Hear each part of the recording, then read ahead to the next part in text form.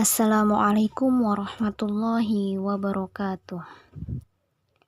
Selamat pagi teman-teman semua. Selamat pagi Ibu Indah Purwanti MT selaku dosen pengampu mata kuliah Filsafat Umum. Alhamdulillahirabbil alamin. Pada kesempatan kali ini kami dari kelompok 7 akan membahas mengenai pandangan filosofis tentang epistemologi. Sebelumnya, izinkan kami untuk memperkenalkan anggota kami. Yang pertama, Ayu Zahiroh NIM 4318058, Muzayyinatul Nur Aliyah NIM 4318078, Rozika Banat NIM 4318080, dan Ulfa Fatimah NIM 4318088. Pada kesempatan kali ini, kami akan membahas mengenai filosofi tentang epistemologi. Yang pertama yaitu pengertian. Epistemologi adalah nama lain dari logika material atau logika mayor yang membahas dari isi pikiran manusia, yaitu pengetahuan. Epistemologi merupakan studi tentang pengetahuan, bagaimana mengetahui benda-benda. Pengetahuan ini berusaha menjawab pertanyaan-pertanyaan seperti cara manusia memperoleh dan menangkap pengetahuan dan jenis-jenis pengetahuan.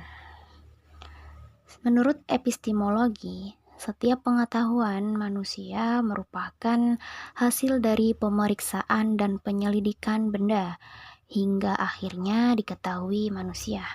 Dengan demikian, epistemologi ini membahas sumber, proses, syarat, batas fasilitas, dan hakikatnya pengetahuan yang memberikan kepercayaan dan jaminan bagi guru bahwa ia memberikan kebenaran kepada murid-muridnya.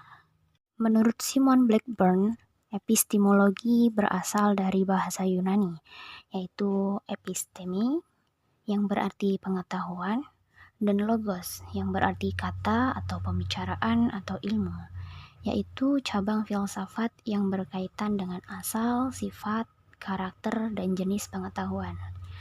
Dalam epistemologi Islam, bagaimana Islam melahirkan pengetahuan atau teori kebenaran menyangkut metode, kemungkinan-kemungkinan, asal mula, sifat alami, batas-batas, asumsi, landasan, serta prosedurnya seperti tingkat validitas dan reliabilitas.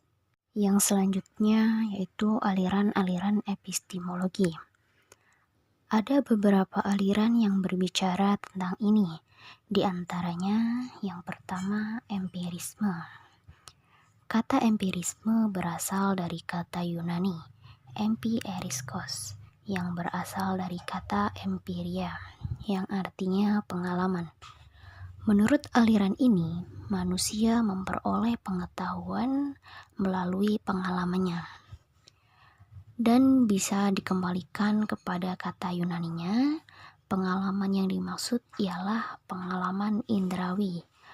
Manusia tahu es dingin karena manusia menyentuhnya, gula manis karena manusia mencicipinya.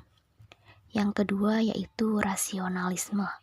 Secara singkat, aliran ini menyatakan bahwa akal adalah dasar kepastian pengetahuan. Pengetahuan yang benar diperoleh dan diukur dengan akal. Manusia, menurut aliran ini, memperoleh pengetahuan melalui kegiatan akal penangkap objek. Rasio merupakan sumber kebenaran. Hanya rasio sajalah yang dapat membawa orang kepada kebenaran. Yang ketiga ada positivisme. Indera itu sangat penting dalam memperoleh pengetahuan, tetapi harus dipertajam dengan alat bantu dan diperkuat dengan eksperimen. Nah, alat bantu itulah bagian dari aliran positivisme. Yang keempat ada intuisionisme. Tidak hanya indera yang terbatas, akal pun juga terbatas. Hanya dengan menyadari kekurangan ini, kita bisa mengembangkan satu kemampuan tingkat tinggi yang dimiliki oleh manusia, yaitu intuisi. Yang kelima ada kritisme. Semua pengetahuan bersumber pada akal, tetapi kita tidak bisa mengingkari bahwa adanya persoalan-persoalan yang melampaui akal. Metode ini biasa kita sebut dengan metode kritis. Yang keenam ada idealisme, suatu aliran yang mengajarkan bahwa hakikat dunia fisik hanya dapat dipahami dalam kaitan dengan jiwa dan roh. Istilah idealisme diambil dari kata idea, yaitu suatu yang hadir dalam jiwa. Idealisme mempunyai argumen epistemologi tersendiri. Oleh karena itu, tokoh-tokoh teisme yang mengajarkan bahwa materi tergantung pada spirit tidak disebut idealisme karena mereka tidak menggunakan argumen epistemologi yang digunakan oleh idealisme. Idealisme secara umum berhubungan dengan rasionalisme. Ini adalah mazhab epistemologi yang mengajarkan bahwa pengetahuan a priori dan deduktif dapat diperoleh dari manusia dengan akalnya. Yang selanjutnya ada pengaruh epistemologi. Secara global, epistemologi berpengaruh terhadap peradaban manusia. Suatu peradaban sudah tentu dibentuk oleh teori pengetahuannya. Pengaruhnya yaitu yang pertama, epistemologi mengatur semua aspek studi manusia, mulai dari filsafat dan ilmu murni, bahkan sampai ilmu sosial. Yang kedua, memberikan kesatuan dan koherensi pada tubuh. Ilmu-ilmu mereka itu suatu kesatuan yang merupakan hasil pengamatan kritis dari ilmu-ilmu dipandang dari keyakinan, kepercayaan, dan sistem nilai mereka. Yang selanjutnya menentukan kemajuan sains dan teknologi. Wujud sains dan teknologi yang maju di suatu negara karena didukung oleh penguasaan dan bahkan pengembangan epistemologi. Tidak ada bangsa yang pandai merekayasa fenomena alam, sehingga kemajuan sains dan teknologi tanpa didukung oleh kemajuan epistemologi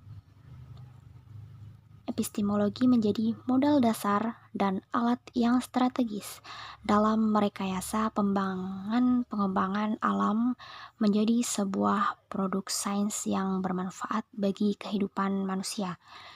Yang terakhir, pengaruhnya yaitu senantiasa mendorong manusia untuk selalu berpikir dan berkreasi, menemukan dan menciptakan sesuatu yang baru.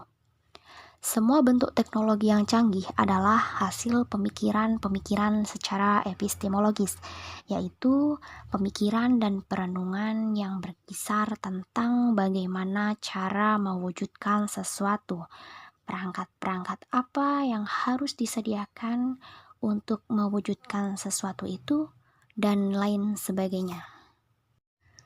Baik, itulah pemaparan dari kelompok kami mengenai pandangan filosofi tentang epistemologi.